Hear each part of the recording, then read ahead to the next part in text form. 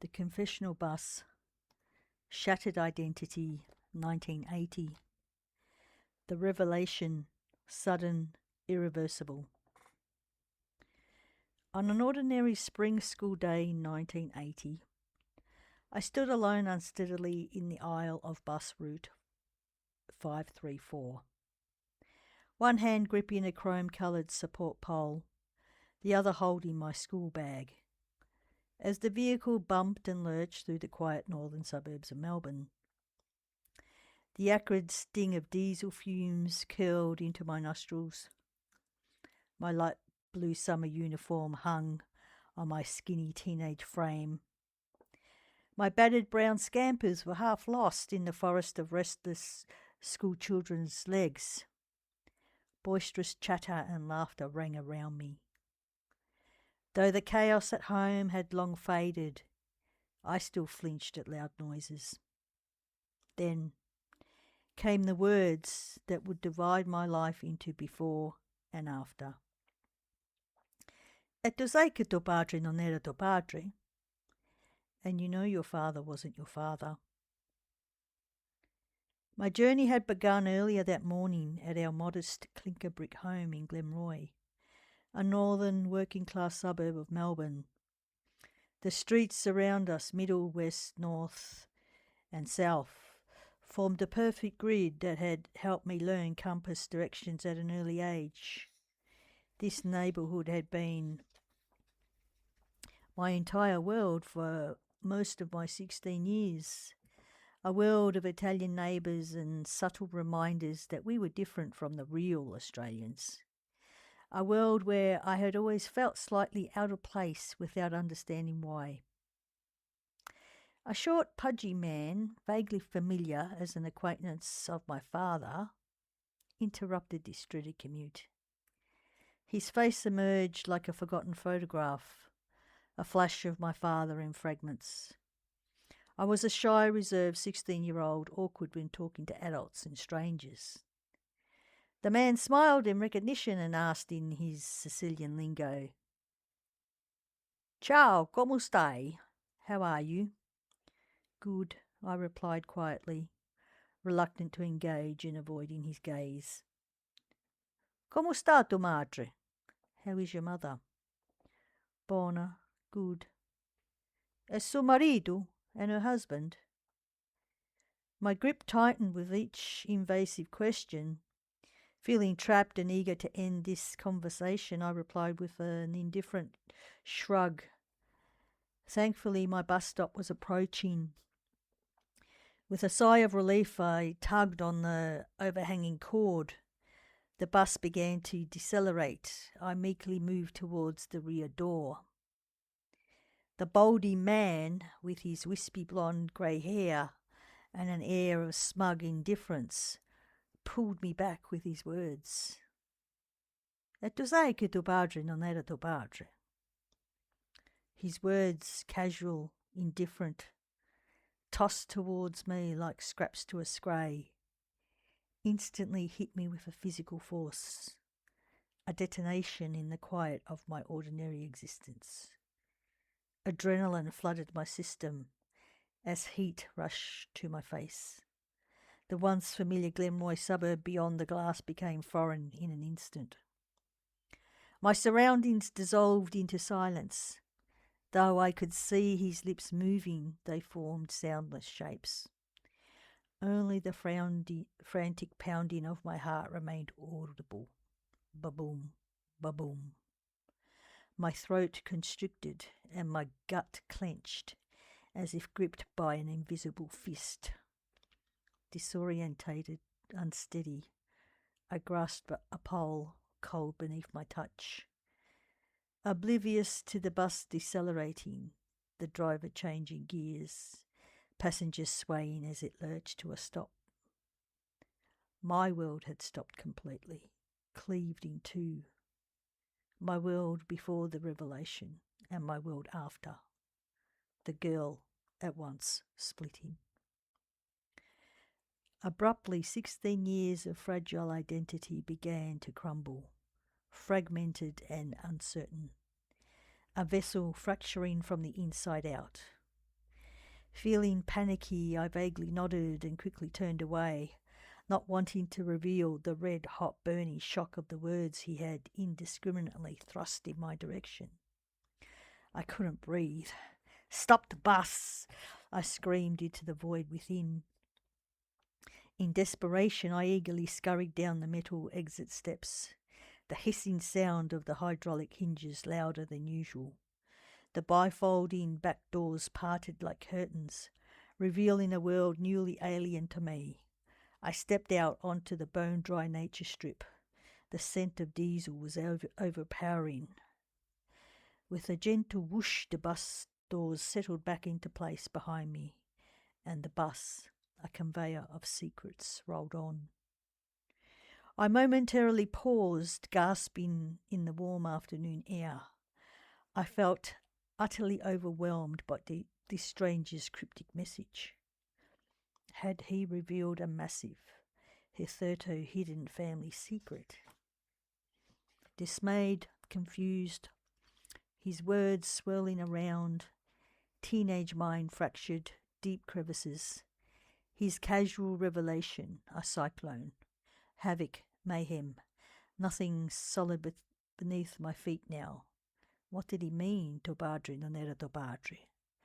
Stepping off the bus, I found the usually stable and familiar earth instantly uprooted, foreign. Slowly turning to cross West Street, heading east, the bitumen wavered like black water under the hammering sun. This well-trodden road now seemed to have wobbling, snaking cracks across it that could have easily swallowed me up in one gulp if I stood for too long. My fragile foundations continued to crumble, like the cracking of an egg dropped from a great height onto hard concrete. As I walked one street block towards home, a strange outward calmness began to conceal my increasing agitation. My head was tightening, but I felt a lightness. The very ground beneath me had cracked open, hairline fractures spreading outward from each footfall. The girl I had been for 16 years began to dissolve like a photograph in acid, replaced by a drifting collection of jigsaw pieces I couldn't yet name or understand, sharp-edged and impossible to reassemble, with hands that had suddenly seemed unrecognizable. The stranger's voice echoed, widening the cracks beneath my teenage skin. Fragment by fragment, my sense of self was dismantling, like a New York skyscraper folding in on its own foundation. I tried to keep it upright and unified, but the collapse was inevitable. Each step toward a home that no longer felt like mine chipped away at something I hadn't realized was breakable. The cloudless bright blue southern sky overhead concealed the shadow cast over my world. Nausea turned to numbness. The world became strangely still. The occasional Holden or Ford drove by soundlessly, everything blurred. His words reverberated inside my skull with increasing loudness. Tobadri non era Tobadri. Uncertainty and disbelief clung like a sticky veil. More confusion flooded my already turbulent young life. As I approached home, thoughts and questions relentlessly interrogated me. If I'm adopted, then my parents aren't my real parents. My mother isn't my real mother, and my father wasn't my real father. Everything is a lie, a charade, a facade. As I reached the corner, I anxiously pondered, confusion seeping into every crevice of my being. My aunts, uncles, grandparents, and cousins aren't my real family either. Deep within, I just knew that they weren't of my flesh, nor was I of them. How did I know, almost intuitively, that he meant that I was adopted? Flashes of the past, subtle comments, crystallized into a new, jolting clarity. Growing up, I had often felt like an outsider in my own family, quieter and more introspective among the louder, boisterous, arm-waving relatives. I was shyer, a deeper thinker, more studious and creative. I always had to know how and why. A just because dictum was an insufficient and lame response for my all too inquisitive and curious mind. These people, these biological strangers, weren't my tribe. I was not of their blood. We didn't share a single drop of DNA. Never doubting the stranger on the bus who had revealed a truth that wasn't in any way his to reveal, my gut knew he wasn't lying. Reluctantly, I stepped into our small, modest family home and pretended that it had been just another ordinary school day. I quietly disappeared into my bedroom, as I often did, to be alone with this troubling revelation. The interrogation didn't stop. Who else knew that I was adopted, other than the person I always thought was my mother? Conflicted anguish began to rise. I couldn't just approach my mother about being adopted. Since she had remarried, we now had a strained and increasingly distant teenage rage-filled relationship. Her second marriage had shattered our once close bond. The wounds still raw, still unhealed. There was a quantum vastness between us now. After her marriage, hurt and loneliness had moved in, where there once had been peace and joy. I rarely spoke to my mother, other than out of necessity. I rarely spoke to my stepfather. I loathed and despised him for taking my mother's love and attention away from me. He tried to take my father's place, and I wasn't having a bar of it.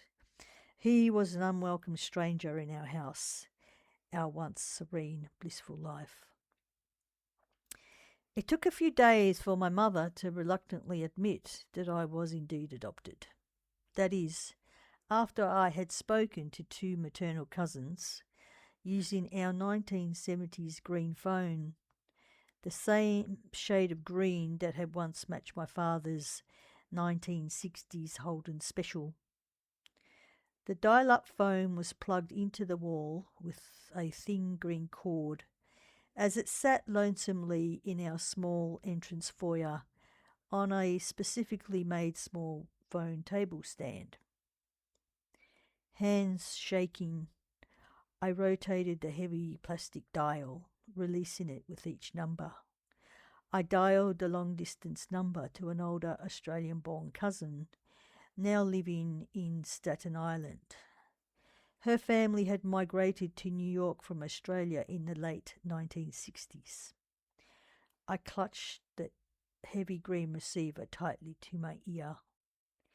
I croaked into the line, my voice barely above a whisper.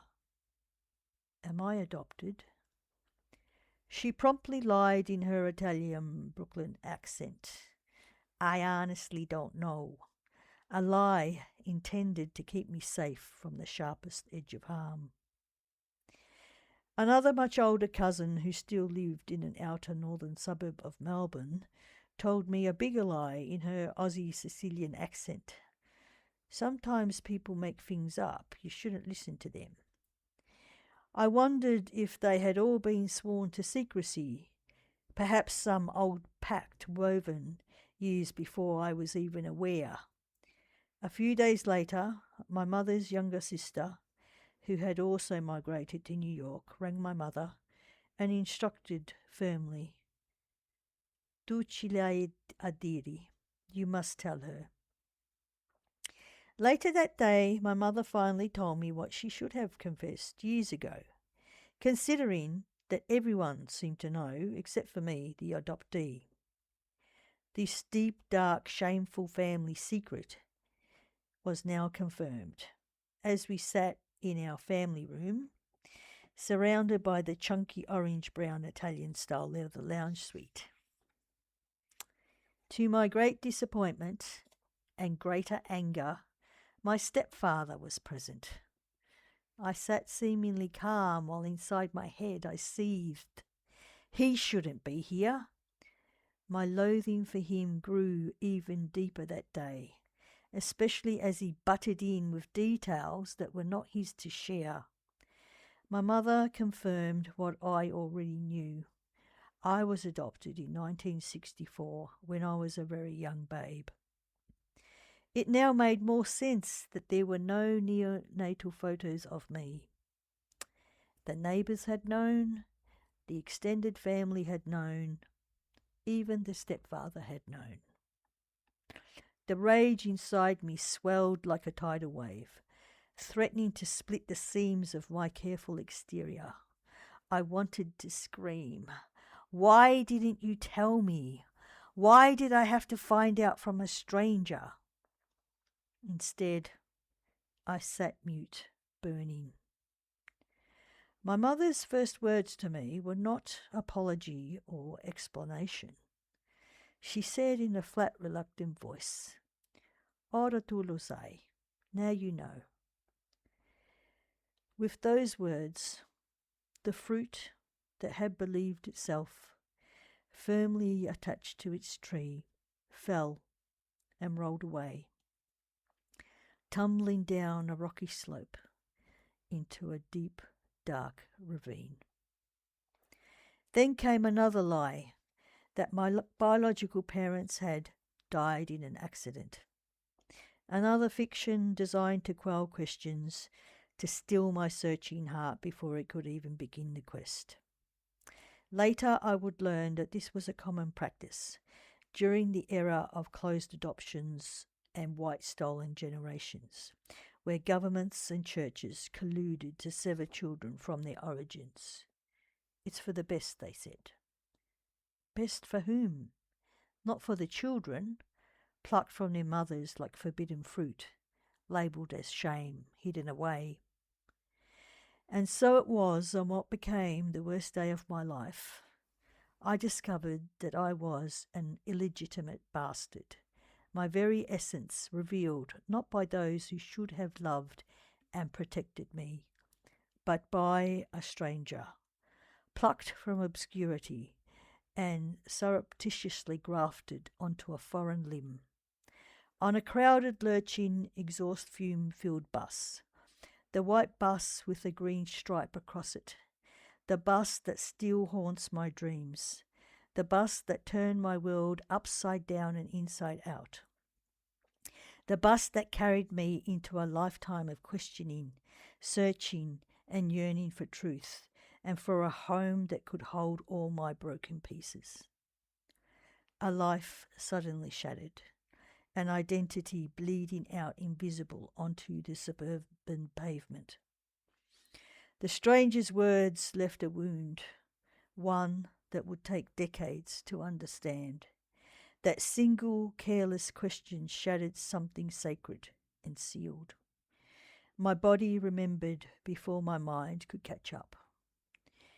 To understand how I arrived at that fateful bus ride, let me take you back to the life I lived before the revelation.